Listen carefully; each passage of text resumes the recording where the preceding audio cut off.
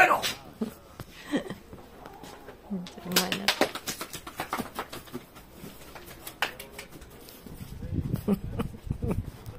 Hi, good morning po sa lahat. Today po is Sunday, so I don't have a work. Normally, yung company po, they open only during Sunday, then they're open, pero hanggang midday lang no po. Kasi maliit po yun na supermarket. So, ayan. Ayan, nandito po tayo sa garden and we'll see. Minasakal po ng ating mga manok ang ating garden. Kasi hinahayaan po namin silang gumala dito. Since nung namatay si Rebel, parang ano po, yung hindi po nakakaalam yung si Rebel po yung isa po naming hen na ano po, na namatay na po. So, normally 4 po sila, ngayon 3 na lang po. So, ayan. So, yun na po yung onions natin. Lumalaki din. Sabi ko kay Frank na diligan niya kasi hindi po dito umuulan. So, kahit po winter, here in Perpignan, kailangan din pong diligan yung mga halaman na po. Kasi sasabihin mo winter, hindi naman kailangan diligan. But they need water na po. So, kahapon po din niligan ni Frank yung mga halaman natin. Kasi yesterday po, all day po ako. So, it's like 10 hours and a half po ako nag-work. But during weekdays naman, during a week, I have 2 off days. So, okay lang naman. So, meron po akong 1 day na hard day. It means that I work almost like 10 hours to 11 hours. That pagka yun po yung parang whole day ko po. Ayan. Then, today hindi rin po kami umalis. Kasi, when you're working, parang you need to rest up at home na po. Tsaka marami pong ayus-ayusin and everything. So, I stay up here at home. Ayan. So, ano na lang yan. This one is artichoke. Yan na yung artichoke, but sa tingin ko, they grow up, parang yung roots nila, parang tinitake nila sa soil, then after they're going to grow fast after. Pero yung slow, ano po sila, slow grower. But after, pagka yung roots nila, it's okay, then they're going to grow fast. Yan, mamaya maglalaga po ko ulit ng baka kasi sobrang, pag in the morning, it's like less 1 degree na po, or 2 degree, less 2 degrees po in the morning, or maybe 5, less 5.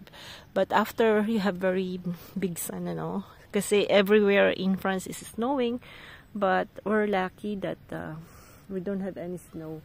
Ayan, so what happened here? Ayan, parang ito naman. Parang nabali na naman to ang nilagay ni Frank. Like it's like been cut again. I don't know what happened. Parang nakatulad siya. Chicken run!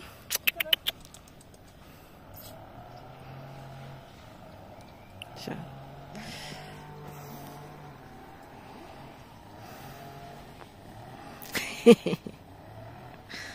Ayan, love.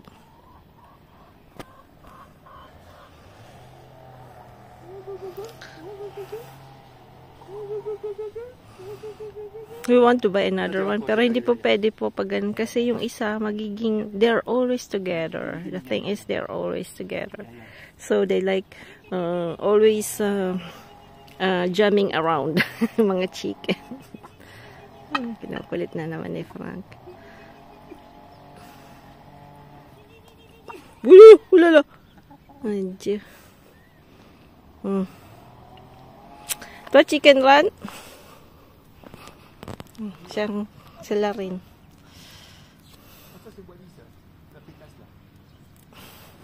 Parakayas baga nila yan. So, inalis ko po kasi lahat kinakayas nila. I mean, doon. Kinayas nila doon. So, lahat ng halaman dito kinarain baga. Ay. Mga manokis.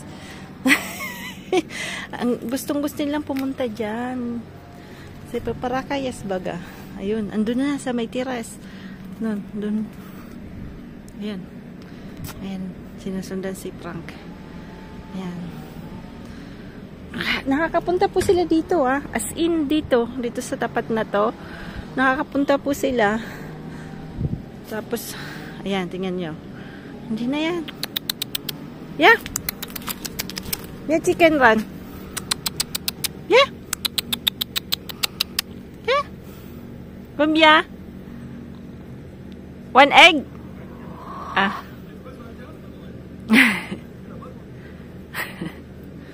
Ayan. Gusto nilang laging may kinakalukay sa lupa. Ayan. Pero masaya po sila as in. Ayan. So, every day, almost may 3 eggs po kami. So, hindi na po kami bumibili ng itlog. Sana dati 4 na po. Gusto ko sana pong bumili ulit ng isa para palitan si Rebel. Kaya lang, pag ganun daw po kasi, magiging parang, yung 3 close na close, yung isa parang mag-isa lang din. Kaya hindi na po kami bibili. Tsaka, syempre, alagain din po pagka aalis po kami. Ayan. Ayan, tingnan nyo. Doon na siya. Kakulukay na naman niya yan. Ay, Diyos kundi mongkog na batang ito. Ay, hindi pala bata. Manoks pala. Chocolate po today. So, kasi pag malamig po, during winter, yun po yung mga gusto nilang kainin, yung raclette. Again. Pero matagal na po kami hindi nag-raclette. I mean, kasi syempre, nakakapagpataba to. Tapos, si Frank. Magulo lang bahay. Hindi magulo bahay. Ayan. Yan po yung different kinds ng charcuterie. Doon ko po binili sa, di ba, ako na po ngayon yung nag-handle ng charcuterie dito doon po sa pinag-work on ko po. So, ito po yung chorizo. So, you have this size of chorizo.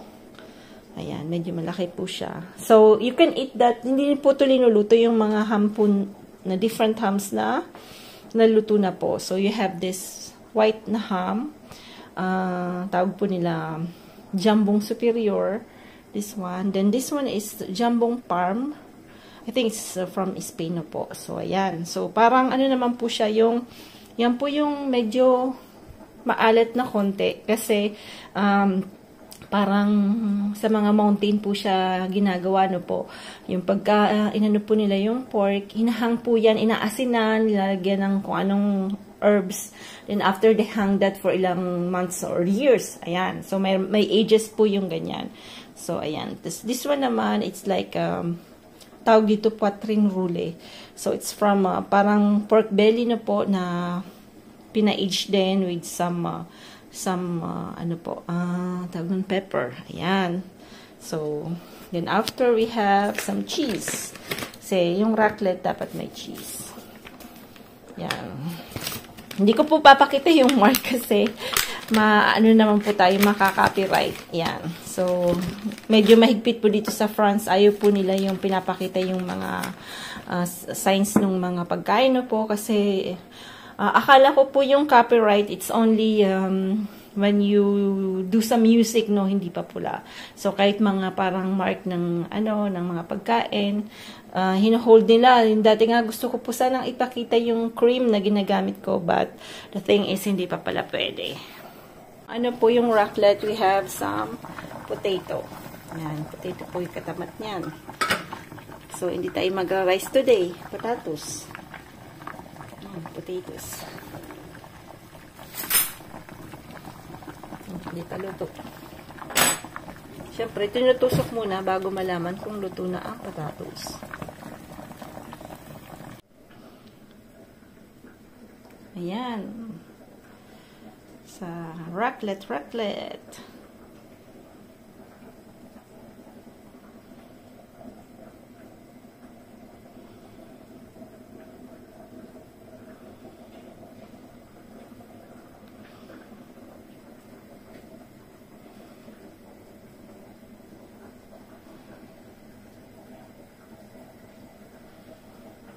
Papartneran natin ng tomato. Ayan, tomato.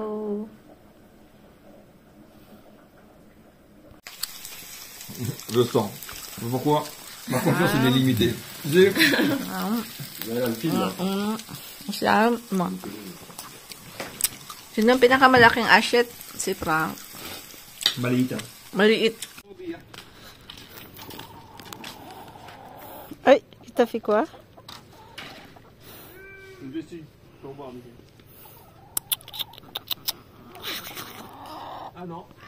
Bawal. Tayo ng radish. Wala akong radish na panlalagay sa ating soup, no? Ayan. Ay, para kaon baga ng mga manok natin yung yung leaves. Gusto nila yung yung taste nung ayan, laki. Wow, ang liit. Wow, pwede na yan. Pang soup lang naman. Ito kaya malaki. Natin wow, malamig naman. Yung hangin malamig na po. Ayan. Magsusup tayo. Dahil Gan, doon lula. Bah c'est là, Gan. Ça, c'est bien le fouille comme ça. Ça? Oui. Tu manges pas ça? Si, il aime bien. Mais toi, tu manges pas? Non, t'inquiète. Il y a peu de radis, Sayang na hindi to na masyadong nadiligan. Aba si Oki Larashi. Si Mama, ayan, bibigyan niya daw ng radish. Kaya lang wala, kinain na nila lahat. Sabi ko sa inyo eh. Ito, meron malaki-laki dito. Isa pa siguro. Ayan, medyo malaki itong isa.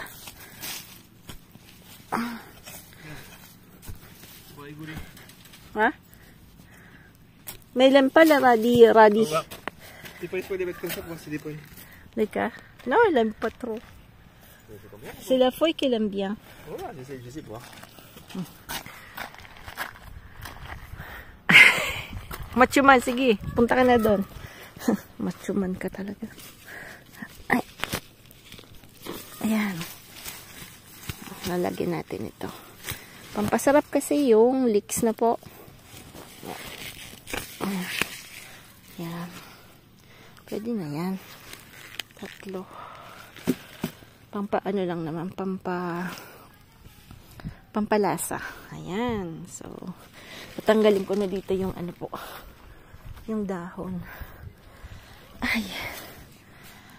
Medyo ano po yung mga kaso-kasuan ko. Kasi lagi kang nakatayo sa work na po. Ayan. Patuyo na rin yung ating sinampay. Yung mga dahon para hugasan na lang natin yan. Yan, bata na tayo sa bahay at lumalamig na po. Yan, babalatan natin to. Babalatan natin. Ito po yung natira nung, di ba nag-ano tayo? Titingnan natin gawing patok-batok. Patok-butok. Joke. So, nakita ko ginagaling ganyan na yan. Ayan. Tapos dito po natin lalagay sa nigo. Ayan. Yan. Galing ano yan. Siyempre. Made in Philippines. Ayan. Tayo. Bukas natin ito lulutuin. Ito na siya. So, ang gagawin po, lalagay ko po yan sa garahe. Para po, maging dry na dry siya na po. So, yan. Bali, may butas, diba? So, it means na, galing to sa ref eh. Galing siya sa ref. Yan. Bukas po may work po, pero panghapon po ako. 9 o'clock. 8 o'clock ang uwian. Kung hindi magbabago, Tuesday po ulit yung off ko. Kasi wala po yung tawag dito bushi. Pala ko lang mag-isa paghapon. Pero wala man po akong prepare na meat now. So, sinesell ko lang po. Kaya lang nakakatakot po yung panghiwa ng ng hama. Kasi pagka yung daliri nyo po ay nadali nyo, hiwa, wala nang daliri. Very sharp. Tsaka yung ano po nila, yung parang hiwa ng buto. Yung parang electrical na saw. May ganun din po sa work na ganun. Electrical saw. So, minsan ginamit ko. Dapat nga bawal. Kasi hindi naman talaga ako totoong ano eh. Yan, ginamit ko kasi may gusto, nagpapahiwa ng ano, ng pata. Sabi niya, pwede niyo buhiwain itong pata. Siyempre naman ako hindi nakahindi dahil alam mo naman, naiya naman akong laking tawagin yung bossing. Mabilis lang naman eh. Ang style po nun, hihiwain niyo muna yung laman. Tapos, parang give in way doon sa buto. Tsaka nyo po. Pero medyo delikado rin ha. Kasi, dapat titingnan nyo po yung saw na yun kasi very sharp. Napaka-sharp niya po. Yan. So, tingnan natin kung gagana itong dami nitong kumakain ng mga mukbangers ng patok-batok ha. Ang patabato eh. Ayan. Naku, bira naman kami. So, tingnan natin kung gagana. No. Si kanila talagang crispy na crispy. Sabi ko nga, paano kaya yung pressure cooker din nila yun eh. Wala nang balat. Balat kasi maputok to eh. Putok ba? Ito.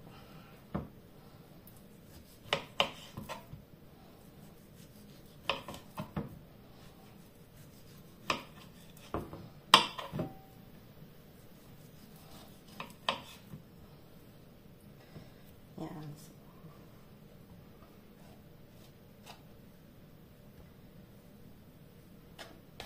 Ang lamig po sa ano. Lalagay natin ito doon sa garay. Feels like 3 degrees. Napakalamig po ng garahe namin.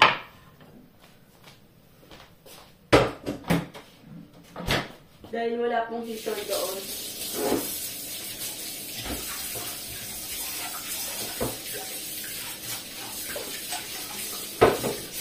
Ayan. So, tomorrow, titingnan po natin kung yun na siya.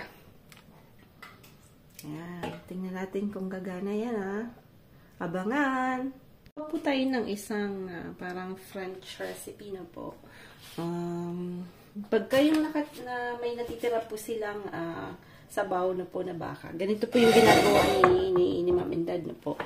So, we just need 1 tomato, 1 onion, tsaka ito yung cornichon. But in Philippines, I don't know. Parang pickled, ano po siya, no? Ganyan. Diba, may mga pickles sa atin, ganyan. Parang pickles. Pero dapat hindi yung matamis na po. So, dapat yung nature lang siya na medyo salty. Yan dapat yung kukuhanin nyo po. So, yan.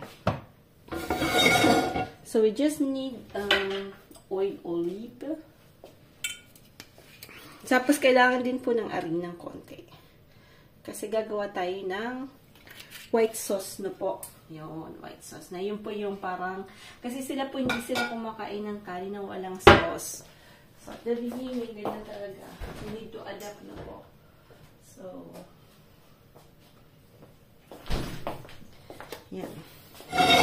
Tayo. Kita ba? Yan. Kailangan po natin ng margarine. Konti lang naman. Konting margarine.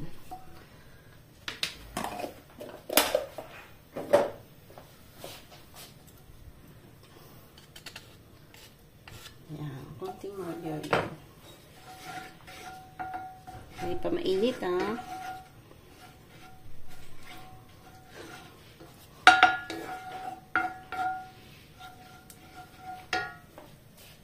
Pinatay ko muna. Ayan. So, we'll take like 1 spoon po ng harina po. 1 spoon ng harina. Lulutuin muna natin yung harina. Yan. Dapat maluto po siya muna.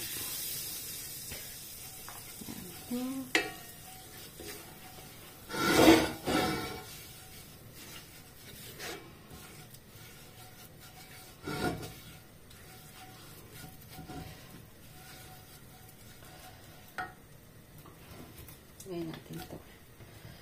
Yung onions na po. Dapat pala iluna ko yan, but so dapat medyo nagbo-brown-brown yung onions.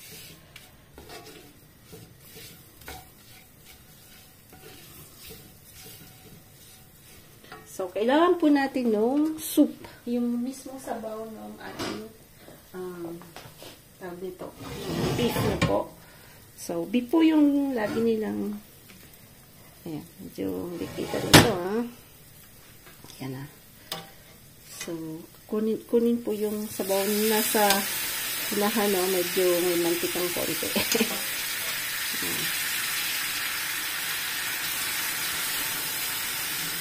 Itaw lang po kasi para wag buubo, no?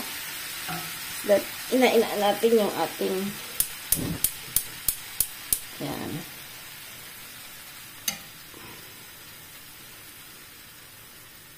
Yan pa natin.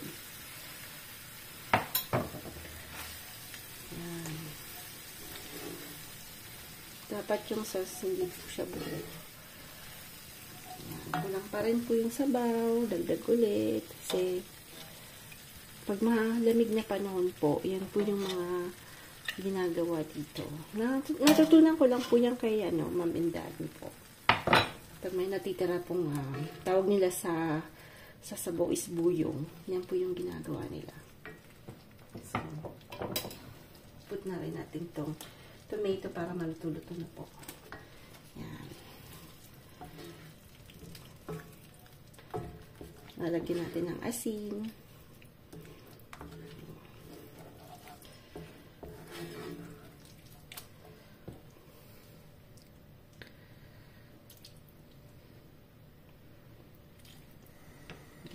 Tapos, lalagay na natin to.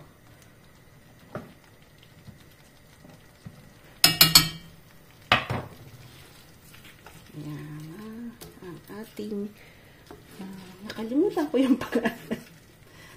naman, baking French. Ayan. Natin ang konti. Maraming paminta. Tapos, lalagyan po natin yan ng meat na po. Lalagay natin dito kasi mahina lang dito. Huwag masyadong makakaba na po. Kasi kailangan din maluto ng konti yung tomato na po. So, ayan. Lalagyan po natin ulit ng sabaw. Ayan. So, tingnan nyo po yung sauce niya. Ayan. Yan po yung nilalagay sa kanin. Sila, normal pasta po, sa pasta, no? May kanin. Yan. Then after, we will take piece of meat na po. Yan, yung medyo coat tayo ng meat. Ito po yung meat natin.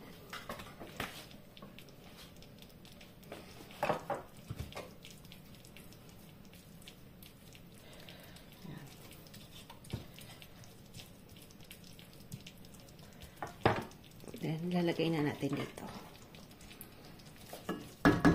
Normally, ito po yung pagka yung kinaumagahan na, but me, I do today, so it's okay. Ayan. Tapos, dapat lalagay niyo po ng vinegar. So, we put a little apple cider na po. Apple cider. Konti lang, para mayroon lang pong kapit yan. Yan. Ganyan po yung mga sauce nilang ginagawa. So, pag napadami po yung meat ng inyong sabaw, ng inyong ng beef na sabaw nyo po, you can do this. Yan. Pot-au-feu na beef, then you can do this one. Tapos lalagyan natin ng konting asin.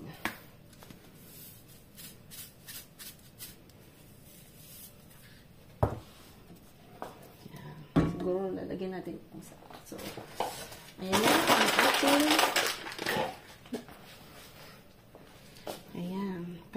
ko lang kung ano pangalan niya. But, ayan, ganyan. Very easy to do po. At, you can see it's really tasteful po siya. Kunting asin.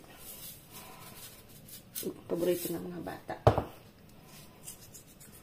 Mas lagyan natin dun yung iba. Yan. Paborito ni Frank yan. Ito yung sabaw natin. Tapos lalagay natin dito ng konti. Ayan.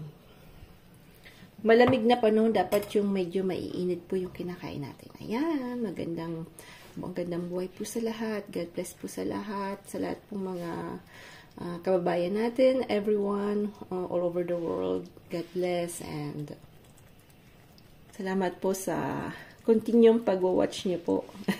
Salamat. Maraming salamat. Mabuhay po. Mabuhay.